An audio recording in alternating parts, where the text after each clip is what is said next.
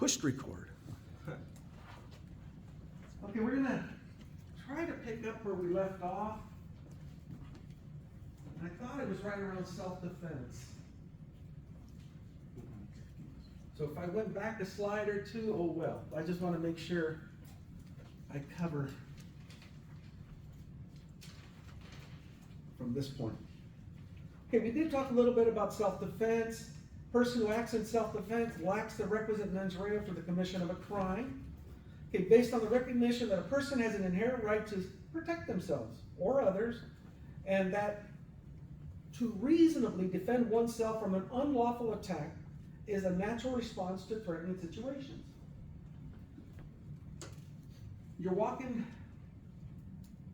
say right here, Temecula Mall. I go to the mall now. Okay, so you're walking down the mall, and everything's going good. There's a group of individuals that look a little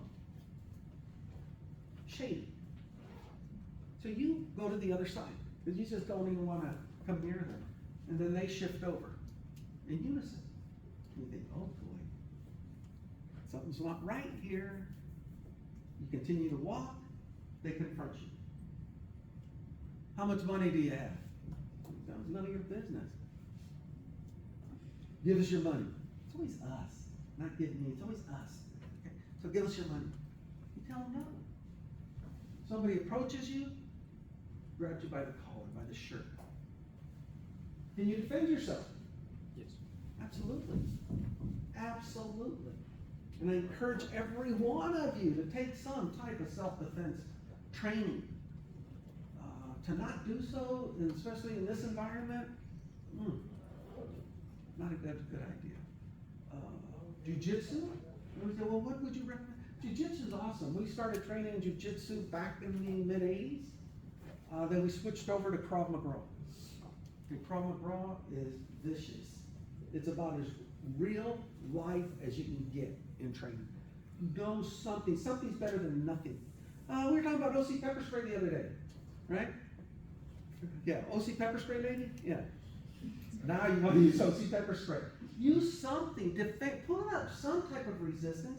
Yell, scream, get some attention. A whistle. A whistle can save your life. Okay, draw attention to yourself. What's going on? Okay. All right, so self-defense. You can defend yourself. If there is an inherent threat, okay, there has to be something. Remember, you got to convince a jury down the road why you did what you did. Model Penal Code asks us to decide whether the defendant subjectively believed that the use of force was necessary. Remember that third person over here, all knowing, looking down at the scene. Would they have responded in a similar manner? In this case, 4 individuals stopped you, confront you. One of them got you by the shirt. You draw your OC pepper spray. You hit this person and the other 3, because they're part of the group. And you get them good. They drop to the ground, start crying.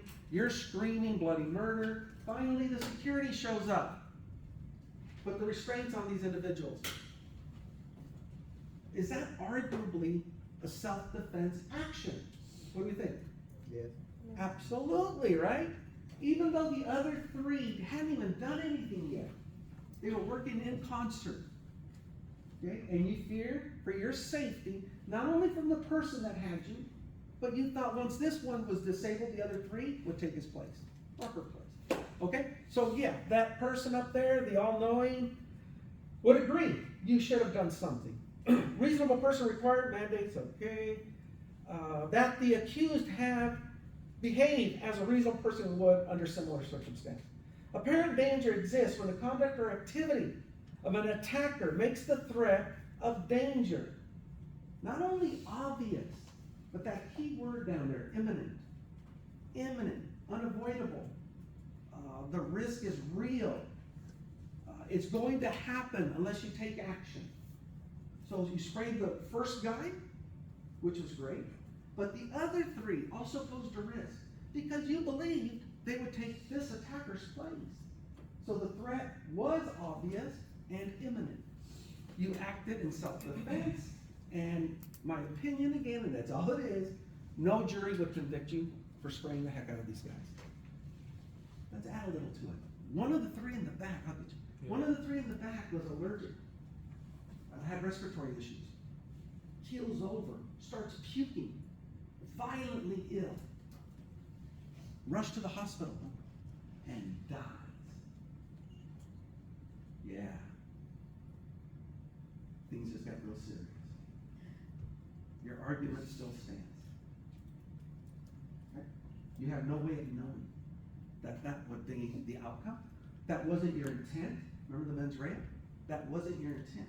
Your intent was to disable the threat. Okay, you had a question? Sure. I was gonna say that, like, what if someone was standing in the back and you pepper spray them? Uh-huh. Could they, like, the prosecutor use that to try to turn into the tables on you? Absolutely. Absolutely. That's a joke, man. Yeah. Yeah, I would. It might not fly, but it's a good argument, it's a good defense. What about the people standing further back? Some of your spray actually hit those people that were innocent, had nothing to do with what was going on here. Can they take action against you for, no, they can't, okay? They're just innocent bystanders, and unfortunately, sometimes they do get hurt. Okay. Force. Used within the context of self-defense means physical force. It does not extend to emotional, psychological, economic, psychic, or other forms of coercion. He threatened me emotionally, Your Honor. I was a shell of a person after the things he told me. So I took out my Glock 9mm and filled it full of holes. No. Okay? No. That's not reasonable. Because it really isn't. So you can't. The threat has to be, that's something. Is the psychic part specifically defined in, like, rule books or stuff? I'm not sure if the word psychic is in the penal code, but it has been argued in court where that has come. So there is case law where someone said they received a psychic, whatever they did, however, telepathic message that this person was going to cause them harm. Oh, they do some crazy stuff.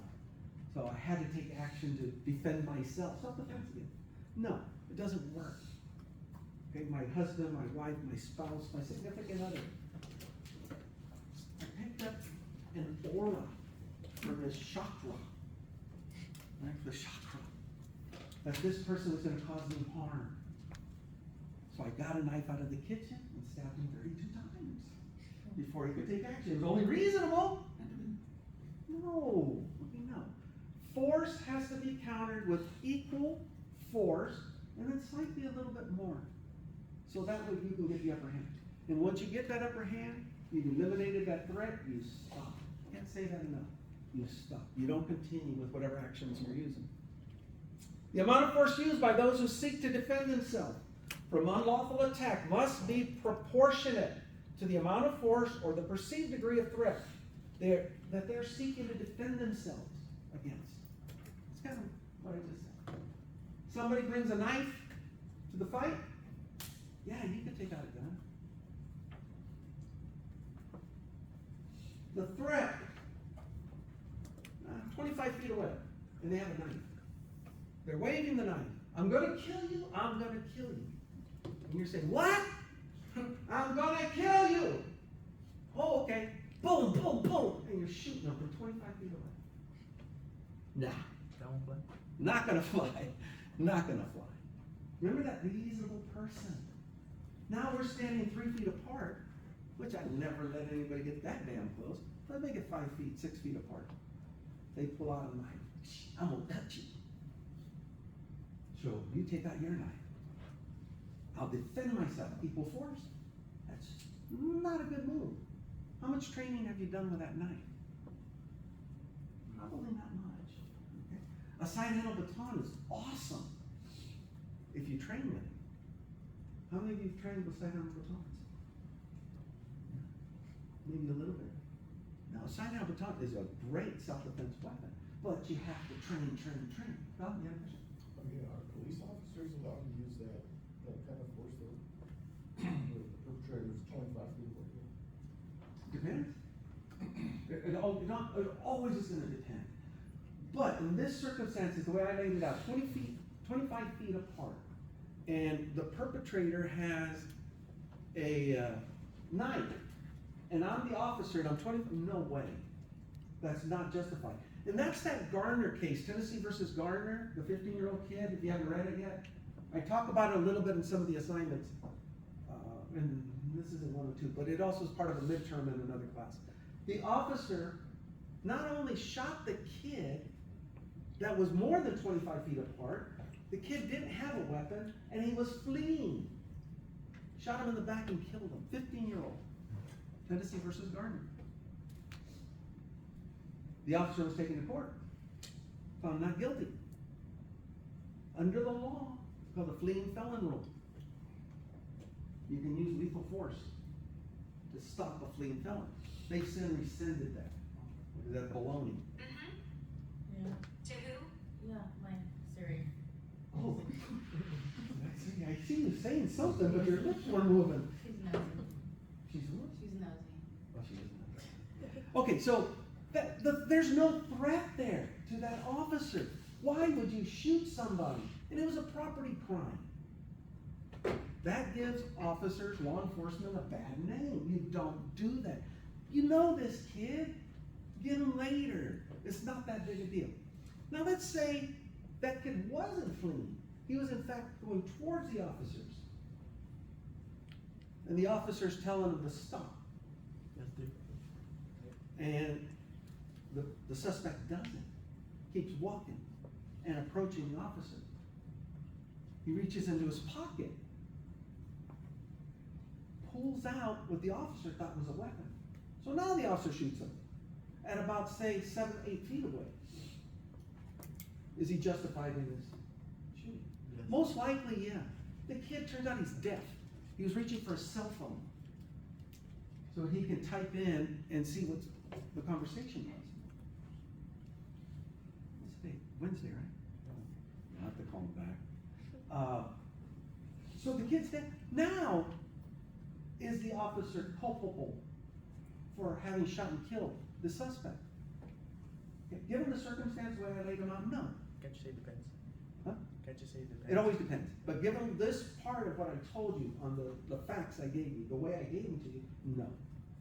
This officer felt it was a threat. They didn't know what the suspect was reaching for. And if you're gonna wait until you can make a positive, what you got there? Oh, it's a gun. Too late.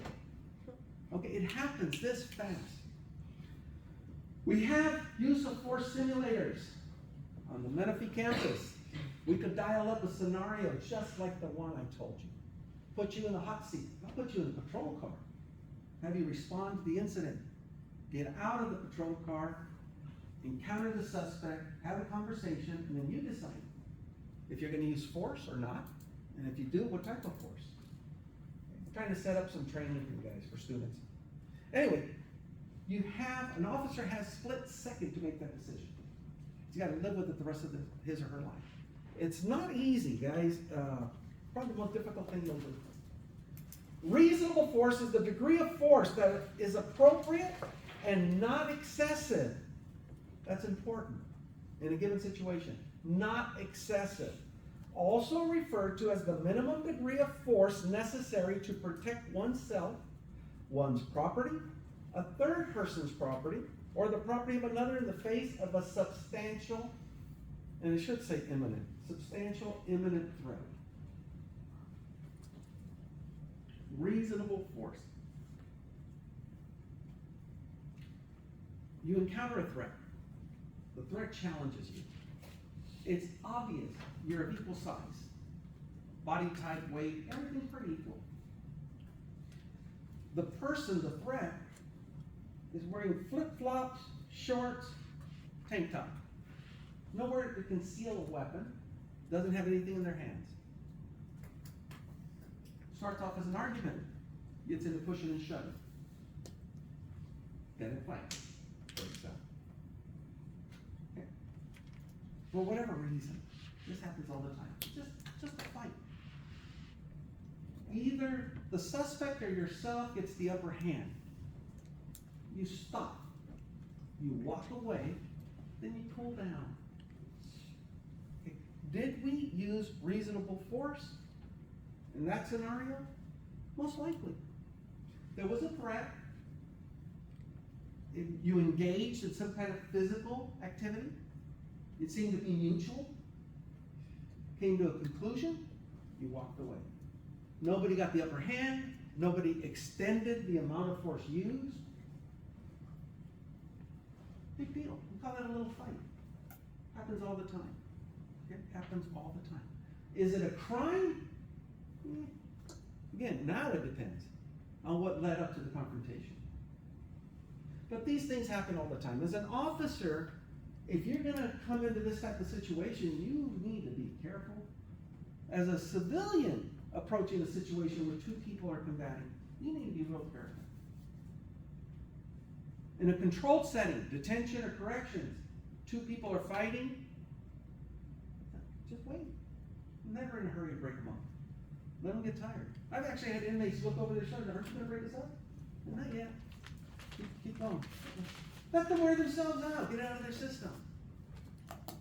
Don't be in a rush to get involved. Too often, that was a setup.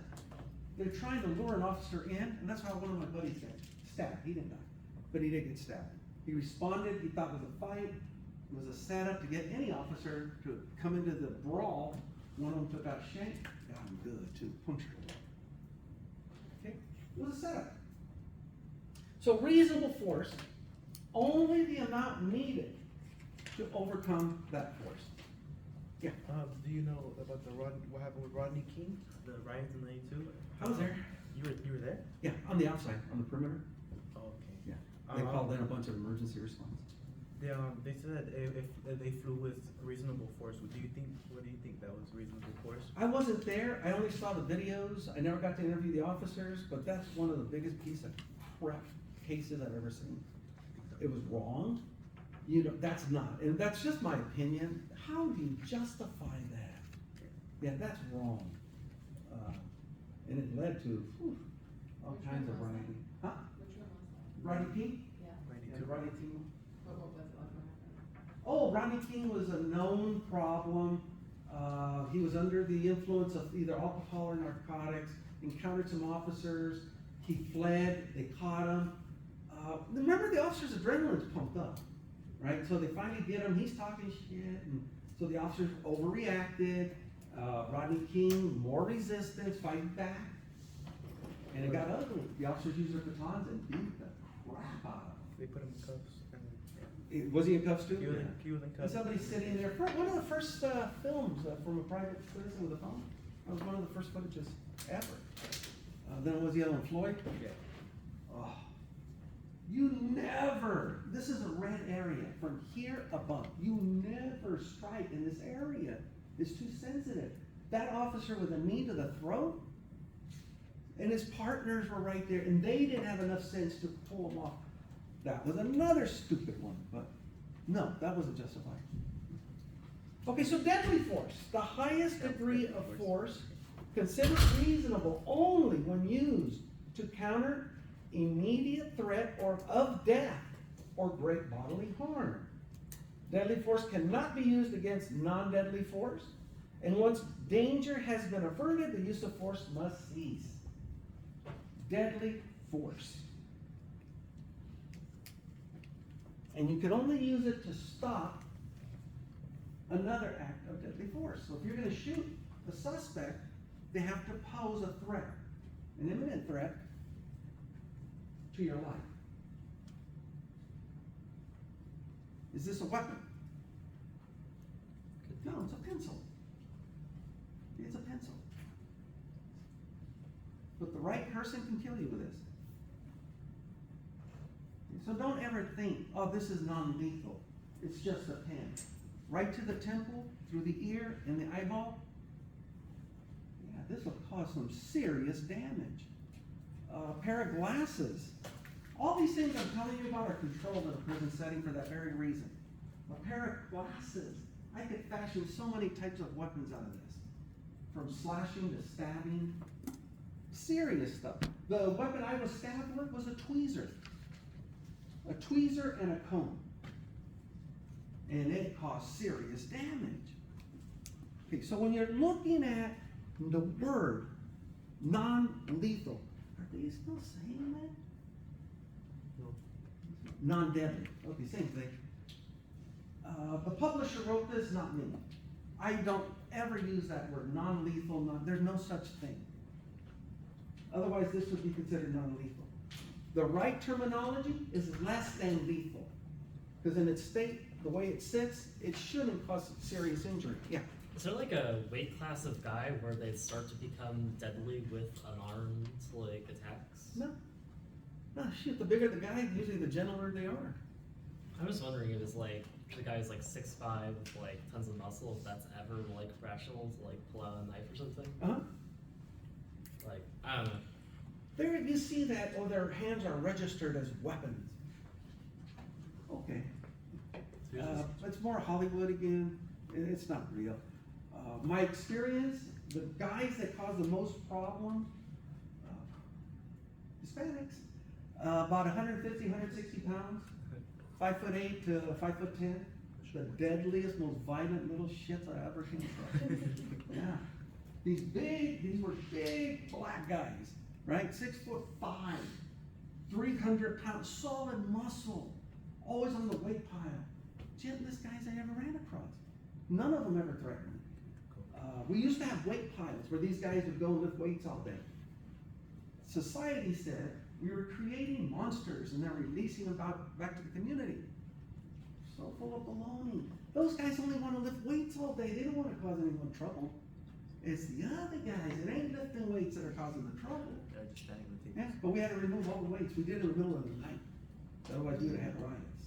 So we had to go in at night, flatbed truck, and load all the weights up, and we get isometric equipment to use. Big joke. But anyway, deadly force.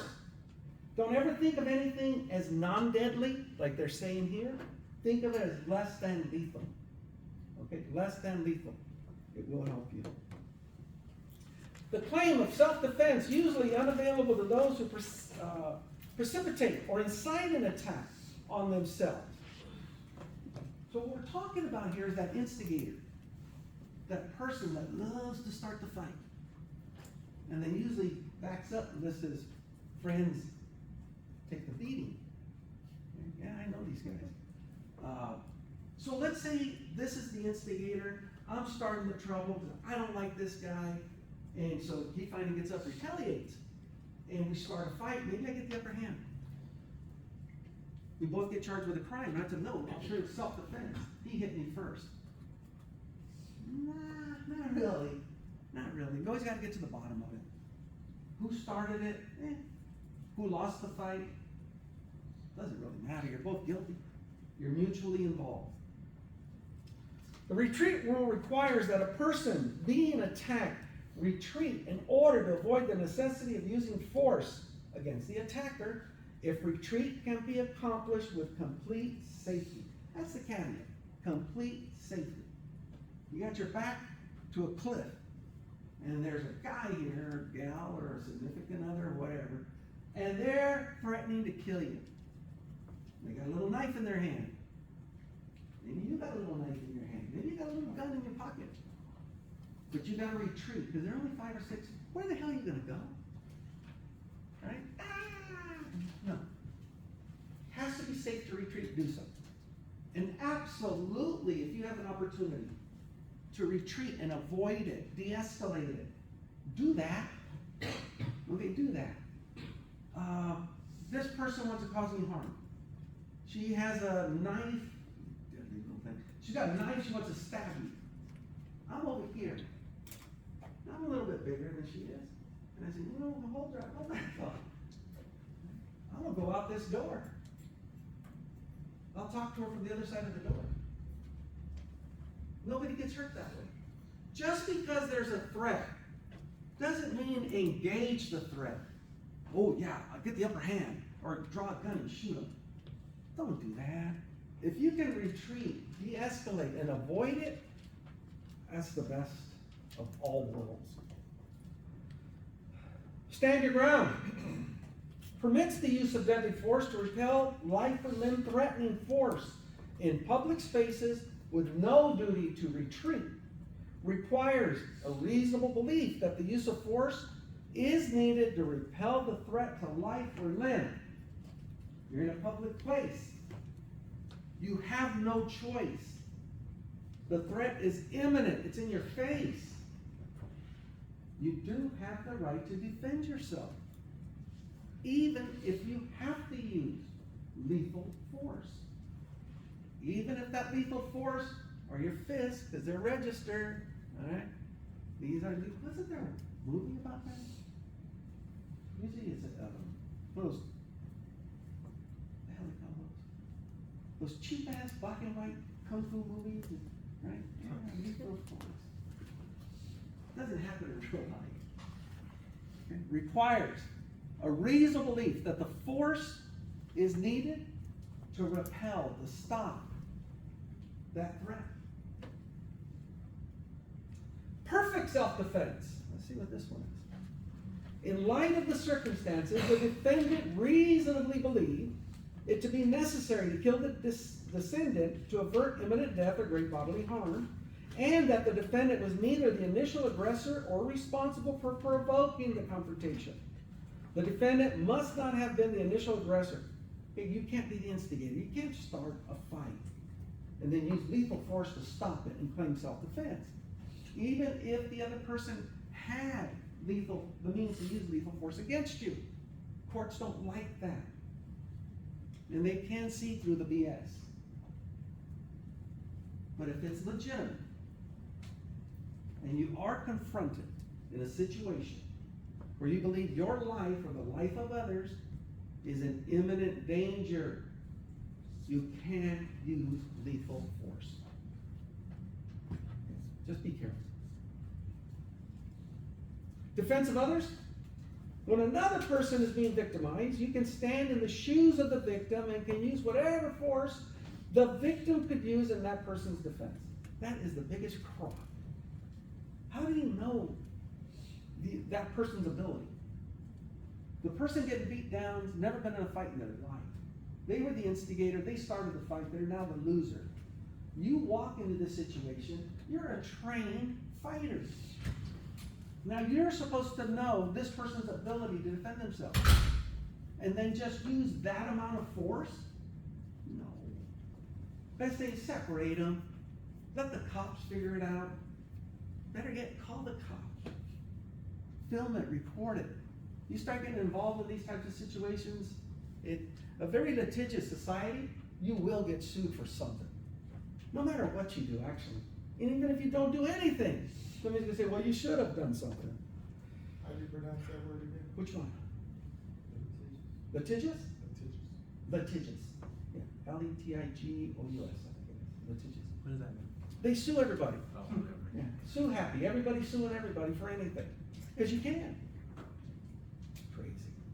Alter ego rule. A rule in some jurisdictions which holds that a person can only defend a third party under circumstances and only to the degree that that third party could act on his or her own defense. That's what I was saying. That you're supposed to know that person's ability and only act within those limitations. States that follow the NPC does not recognize the alter ego rule. California does not. And they got that one right. But there are some that do. I don't know how the heck they're going to do it, but they do. Alter ego rule in the defense of others. Yeah, I got a little video. Good.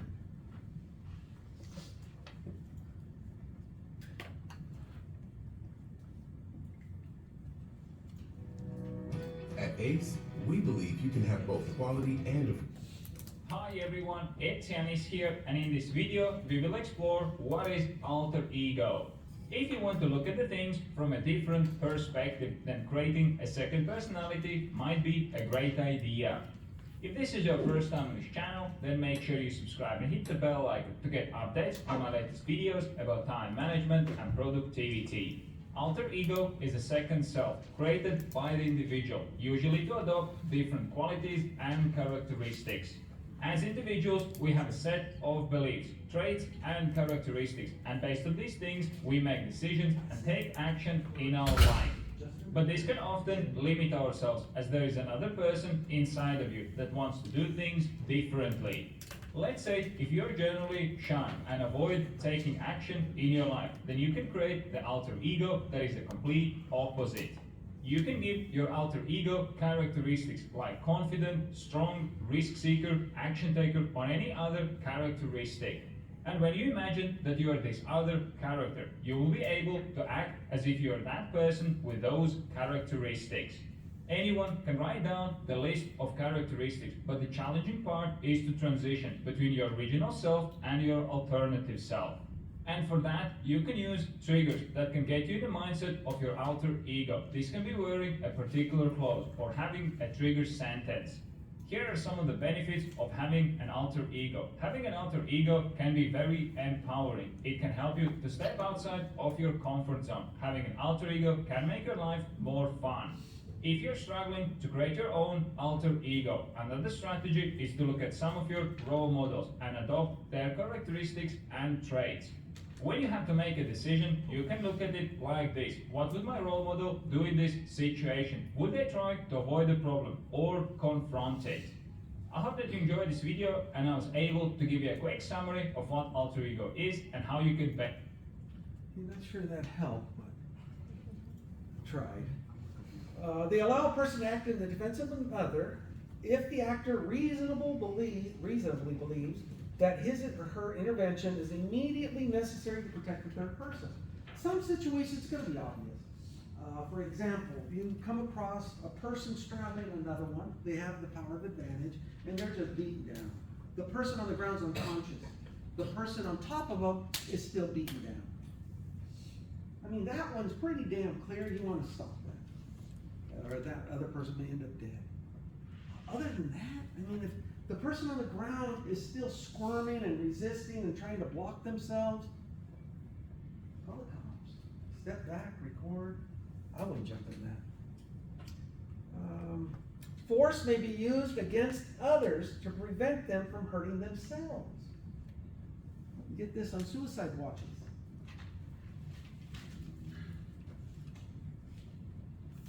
Trying to think if I never had to deal with this one. Someone trying to hurt themselves, and you intervene and prevent that from happening. Yeah.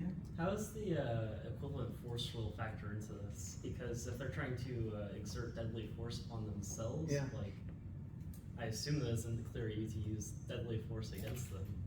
Then you help them reach their objective. Yeah, that's kind of an unproductive.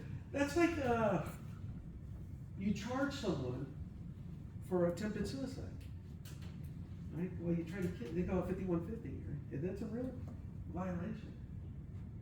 But is it really a penal code violation? There's a more health and safety issue.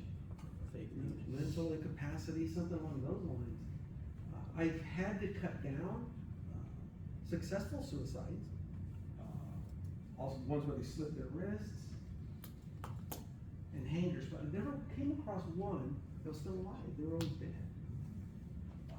But yeah, I guess you could stop them from, say it's a cutting, and they're cutting their wrists, and you walk in,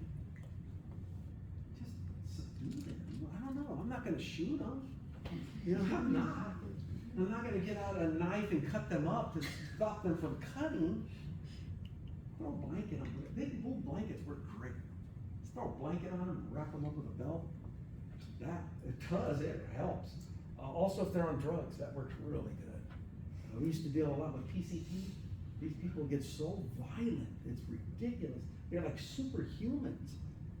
Nothing could stop them except that darn blanket. Put a nice big blanket on them, and then you're wrestling and trying to get a belt over them to subdue them. But back to this, I don't know. Anybody have any ideas how you stop somebody from using force to kill themselves without hurting them? You got something? Words. You know, just be like, Words. Talk to them, entertain them, talk them down. Yeah. Use them or like pepper spray or something. Okay. Well, not pepper spray. But now I'm gonna use it. Tasers are pretty darn effective. Okay, they're pretty effective. Yeah, maybe tase them, get them to stop. Yeah, that would work. But How why about would you, pepper spray? why would you tase them in emotional mode, like, so they can To stop them. freeze up? Yeah, it is kind of They're like necessary. depressed and they're like, I can tell you like that's messed up, I don't know. I'm talking to him, I'll tase They're like, I you. just wanted to Anyone die. ever use a taser like that? That first time I didn't even use it, the sergeant, I was an officer, sergeant used it, I just happened to be next to him. That thing went off, I son of a bitch, it was loud. I didn't know, it sounded like a gun going off. They're little cartridges, they shoot the barbs with the wires on it. And that was my first one, I said, what? I thought it was just gonna, nice and quiet. No. And it was very effective. Anyway, we'll worry about this. If any of you ever come across, let me know what you did. Defense of home and property. Protection of personal property, defense of home or habitation, wherever you happen to live. Defense of another's property and use of mechanical device to protect your property. Except lethal means of protecting your property. Happened in Florida, there was a case over there, a vendor kept getting robbed blind. And he kept coming up with different types of ideas to protect his property. Finally he said, screw it, put some kind of electrified fence and really cause some harm. So the thief sued the storekeeper and won. You can't do that. Now, how stupid is this? But you can use some means of mechanical, not restraint, but to deter them from doing something to property. Over here, then, yeah. I mean, aren't all booby traps kind of made illegal due to Yeah. first responders Yeah, and stuff? yeah. Hey, no booby traps, thank you. Don't do booby traps. I was gonna say like for like mechanical, you can say like if they try to rob a store, lock like they have a mechanical lock. Yeah. So when they see they're getting robbed, they can just like push a button and lock the door until the cops come. With that. When you go to try to do it and it grabs you by the wrist and you can't get away, that would be bad.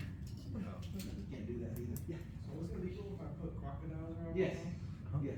No crocodiles. I think there's even a law against that type of an animal. Oh, with- There might be, unless they're in a zoo. You can- There's always a law for everything. You can get a permit for a crocodile. You can get one? Visually, yeah. Okay. You trying to get one? You sick son of a. Yeah, you're gonna have a moat, you're gonna be out there digging a moat around your house? You can use some means, like alarms, cameras, things of that nature. Yeah.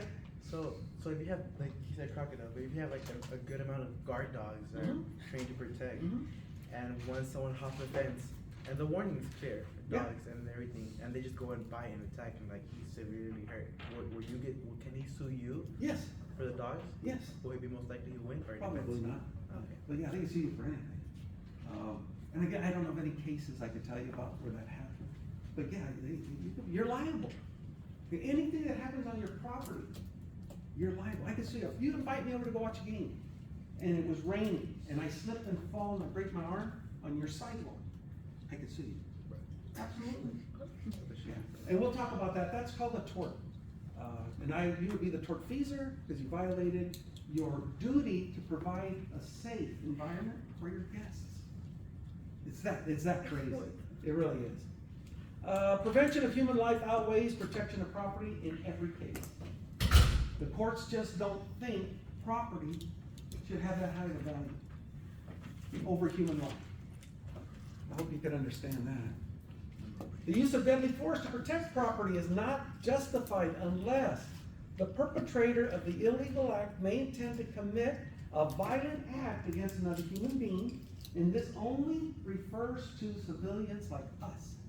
Military is exempt. I just watched a special about Area 51, where they had this huge thing. They invited thousands, it actually was supposed to be millions of protesters, and they were gonna storm the gates of Area 51. And so what does the government do? They send out propaganda. Their special forces parked in front of this big old bomber saying, we will defend Area 51. They were ordered to remove that video, but nobody did. Nobody went through the gate. But that would be trespassing, and they can use lethal force to stop you. Doesn't make sense, right? Try to break into a prison. See what happens. You'll get shot. After you get electrified, you'll get shot. It says trespassers will be shot. There are no warning shots. Have people try to break it? No. Oh. We haven't tried to break out. I don't do very well there either. Okay, so there's always going to be these rules. Okay, you see these rules. Then there's the exception. I just said prisons are exempt, military's exempt. Castle exception, we talked about this on Monday. Let's see what the video says. Hopefully it was a good one.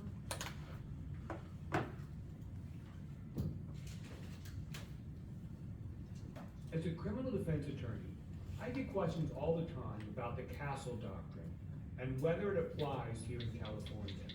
The simple answer is yes, California law does recognize the castle doctrine. But what does that really mean?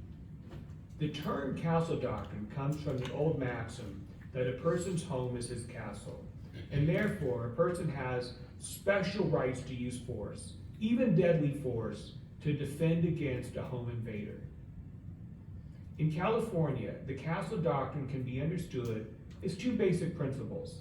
First of all, you do not have a duty to retreat if somebody invades your home. Even if you have an opportunity to escape and go call the police, you don't have to. You have a right to stand your ground and fight off the intruder.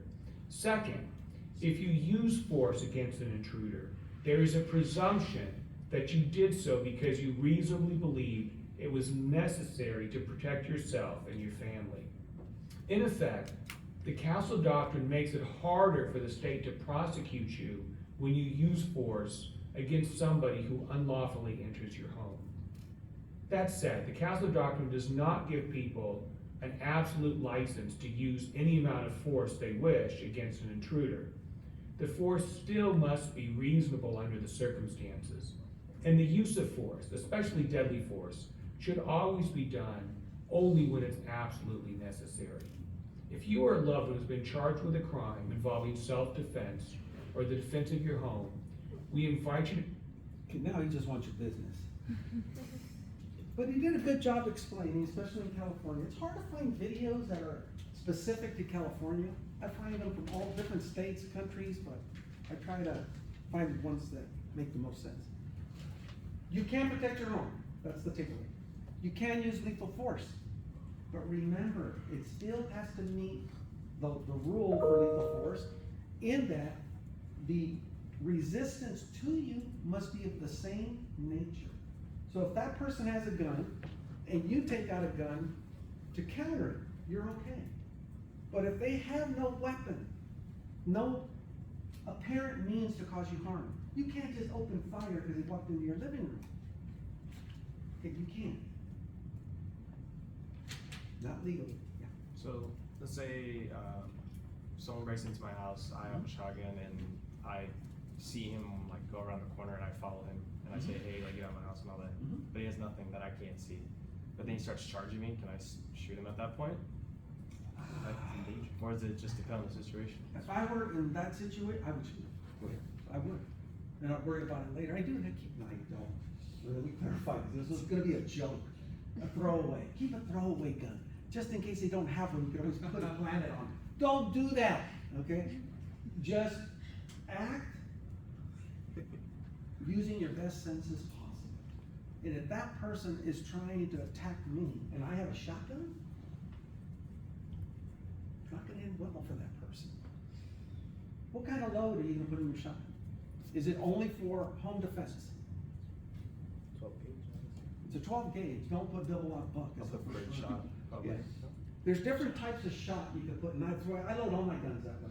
The first one out for a shotgun is gonna be a bird shot. 8, 12, something light. That's gonna get their attention, but most likely is not gonna kill them. Fucking love them. The rest of them will be double out. And those are 38 caliber, I think there's 7 or 8 in each shot. And that will stop the threat, eliminate it. In a handgun, I want full metal jacket rounds out first, because they can penetrate. So if they're hiding behind a wall, I know I can go right through that wall and get them. The next ones are gonna be hollow. Those are gonna stop for effect. I put a lot of thought into how I'm gonna kill someone. Don't come into my house unless you're invited. I do have a sign that says about the dogs. We were talking about the dog. Forget the dog, beware of owner. Yeah. They're pretty cool. It's a pretty creative sign. Then I have another one. My neighbor believes in your, the right to take your guns. Something like that. So in other words, don't come in this house, I'll shoot you. But my neighbor says it's okay. To shoot or to gun? Yeah. Oh. An exception to the retreat rule that recognizes a person's fundamental right to be in his or her home and also recognizes the home as the final and inviolable place of retreat. You cannot violate your home, the sanctity of that home. It is not necessary under the exception to retreat from one's home in the face of an immediate threat, even where retreat is possible before resorting to deadly force in the protection of your home. But I can't stress enough, if you can get out, get out. Don't confront a threat. If it's at all, I would get out. Call the cops. I don't want to kill somebody over a computer or a TV. It just doesn't make sense. Those people that are doing these crimes have other problems. Usually they're related to drugs in some way. Okay, that's the problem. This is just the means to the end so they can get their drugs. I don't want to kill somebody over that. Yeah. So I know at 18 in California you can buy a rifle, but it has to be for hunting only. Yeah. So what happens if I'm home and let's just say I don't know what the shotgun is. I mean, obviously I'm gonna know where it is, but let's just say I don't, Okay. and I'm 18 and I take the hunting rifle and kill the guy. What is? There's a lot that goes into that. What threat did the other guy pose? Let's say he had a gun as well, but somehow I YY360 no scoped him. If you really need a license Like, no. No, it would depend on the whole entirety of the rules, the facts, everything before I would say, oh yeah, you can't do that. You're not gonna let somebody just break into your home and kill you, cause you harm, or hurt your family. It doesn't work that way. You can defend yourself. Some states have codified the conditions under which the use of force in defense of home is justifiable. I'm not sure if California codified, it means they're statute, and you can find those in the penal code. A few states have extended the castle rules on automobiles, but not to public places, generally locating these states between retreat states and stand your ground states in terms of self-defense justification. Just depends on what state you happen to be in. Your more conservative states, Nevada, Texas, this stand your ground, they take that serious. There was an incident that happened in Texas. It was on a ranch, a farm. He had a hired hand who had some kind of mental issues going on. The rancher was not aware of him, but he hired him. The rancher was doing something. Then he heard noises coming from his barn. He goes in, opens the door, and the farmhand was raping his daughter. She's 12, 13 years old or something. He beat the farmhand to death with his fit, just killed him. Called the cops came in. They got the full story and said that was justified. Charges were never even levied. That's Texas. Okay, so it depends on what state you're at. Know the law of your state. Resisting unlawful arrest. Don't resist. Please don't do that. Don't think you know the rules better than law enforcement. Even if you know you're right, argue your case later.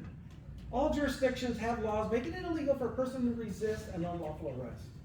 Most jurisdictions provide statutory protections to law enforcement officers who find it necessary to use force to effect an arrest or to prevent individuals in their custody from escaping. Even if you know you're not the person they're looking for. You don't know everything that's going on. You don't. So just play on. Go with it. Yes, officer, no officer. When you get to the booking, call an attorney. Call your family, get an attorney, then you argue. Please don't stand there and argue with law enforcement, ever. You lose. And too many times, people think, I know my rights, I know my rights, and you're gonna stand your ground, and I know you can't do this.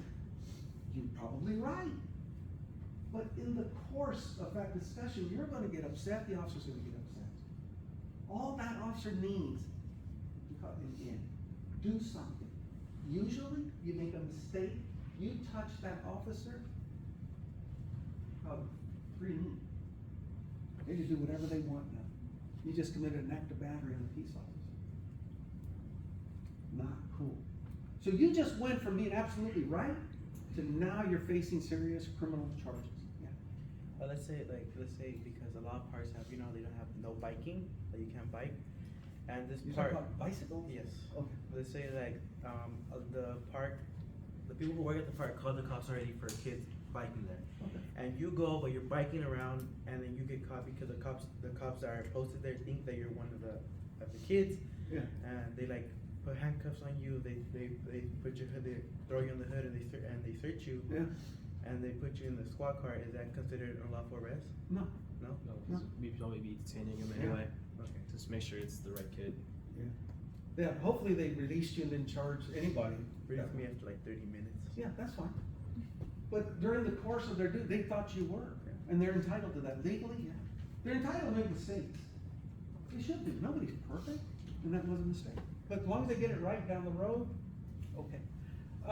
Execution of public duty defenses precludes the possibility of arresting officers being prosecuted on charges of assault or battery as long as the officers acted in a lawful manner.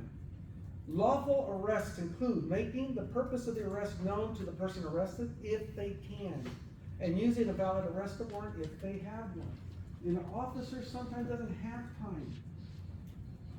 You're under arrest because I'm gonna take that much time to explain it to you, give you the opportunity to jump on me or cause harm?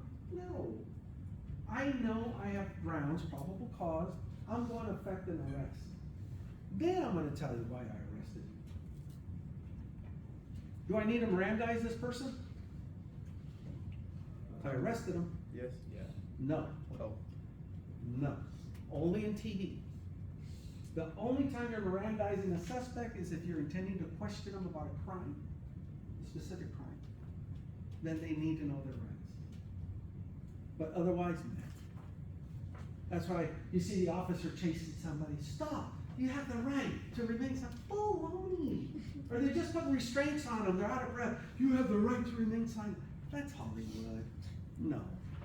Only if you intend to question do you must afford them the rights. Deadly force may be applied only to prevent death or the threat of serious injury to the public or to protect the law enforcement officer from a defendant who resorts to the use of deadly force. It started off peaceful, but the protesters got ugly. They start throwing rocks and cans at the officers. So they get the riot squad out with a shield. They start throwing tear gas. God, that's ridiculous, but that's what happens. Somebody from the protester gets a gun. They're shooting in the air. What are the cops gonna do? Shoot into the crowd. They don't know who's shooting. They're gonna return fire. Even though they're trained, you don't just shoot into a crowd. You have to find the threat and shoot the threat, not just anybody. But in the heat of the moment, the adrenaline's pumping, bad things happen to good people. Consent. I think this might be the last bullet we're talking about.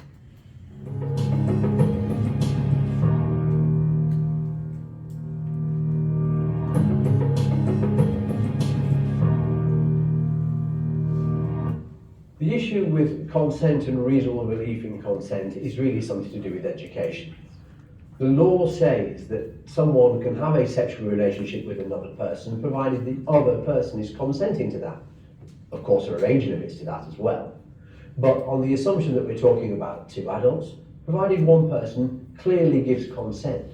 Now, it's not a case of having to get a written form or a laminated document or a tick list or anything like that. It's sensible. If you meet someone at a party, let's say it's a boy who meets a girl or a man who meets a woman at a party and she's asleep in bed because she's had a lot to drink or even some drugs, whatever the case may be, you can't just go ahead and start doing as you wish to do.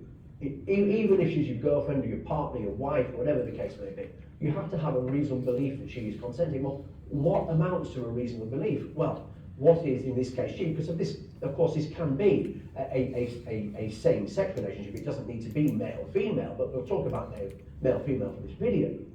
But the situation is you've got to believe, if you're the guy here, you've got to believe that that female that you're with is consenting. So what is she doing? Is she talking to you? Is she kissing you? Is she doing sexual acts with you? Is she taking her own clothes off? Is she moving around the bed or the floor or the chair or whatever the case may be? And so what is it when that police officer is talking to my client, our client, in a police station saying, Mr. X, What was it that this woman was doing that made you have a reasonable belief, not any kind of belief, but a reasonable belief that she was consenting? Well, these are the things that he can say in these circumstances. She was doing this, she was doing that. So, you need to have consent before you start. No consent, and you must stop.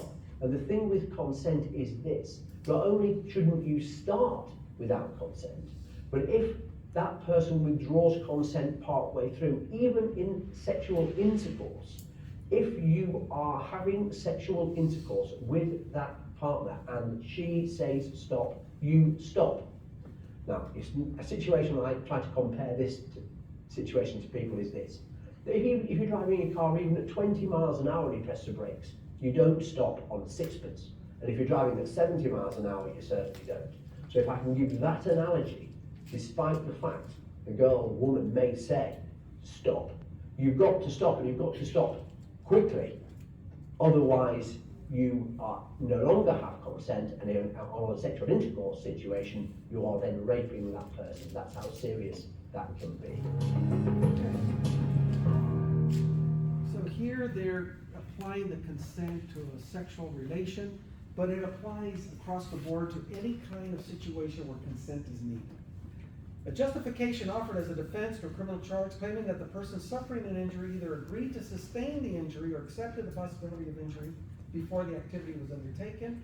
Consent is only available as a defense if lack of consent is an element to the crime. We talked about that movie, The Church, what was it, The Church? Where they kick each other in the private areas. What is it? Jackass. Okay, that movie Jackass. Those people, they're giving consent to be harmed, to cause harm to themselves. At any time, they can say, I withdraw my consent, you must stop. That's the taking. Consent can be given, and it can be withdrawn. This includes if an officer asks you, can I search your vehicle? You step out of the vehicle and you say, yeah, no problem. I got nothing to hide. They open the doors, they start searching, you remember, oh damn, I do have something to hide. I withdraw my consent. And that guy made it perfectly clear. As soon as you withdraw, they have to stop. Will they? Who knows? They're supposed to. The legal definition, they must stop. Doesn't mean they always do. Some institutions have advocated requiring express consent, which is a verbally expressed willingness to engage in a specified activity. And in the heterosexual arena, it generally places the burden of ensuring that consent has been obtained on the man. Either way, obtain the consent, it has to be expressed. Anybody watch Big Bang Theory? Yeah. Fans of it, I love Big Bang Theory. Sheldon, when him and Amy finally hooked up, when they were gonna do something, he goes, Bart, are you consenting? And she just shakes her head. He goes, no, I'm gonna need verbal consent. This is a litigious society. And then she says, yes, Sheldon, yes. Actually, I think she said it just like that. Okay, so it must be clearly expressed. Because the public has an interest in the protection of citizens, consent is generally not available as a defense in cases of homicide or where the injury inflicted causes seriously bodily injury, even assisted suicide. There are some states that's not against the law to assist others to commit suicide. California is not one of them. I hope one day they will be. It's just too much suffering for the elderly community. They get there, they've already lost their spouse, significant other, they're hospitalized, doctors are coming in, there's nothing we could do for you. I think we call it hospice treatment. Nurse you till you die. Right? Nurse you till you die. I had to put down a couple of my favorite dogs ever. Killed me to have to put them down. But I knew they were suffering, and this is what was best for them at this time. So in California, it's okay to show passion for an animal, but not for a loved one. That's the way I look at it. If you have your own opinions on those, that's great. But that would be consent. I'm clear, Mike, because they say, well, how can a person asking to be killed be a clear mind? I don't know. We'll argue that one later. Intimidation or the threatened use of force to obtain consent invalidates a consent. That's obvious. You can't use coercion or duress.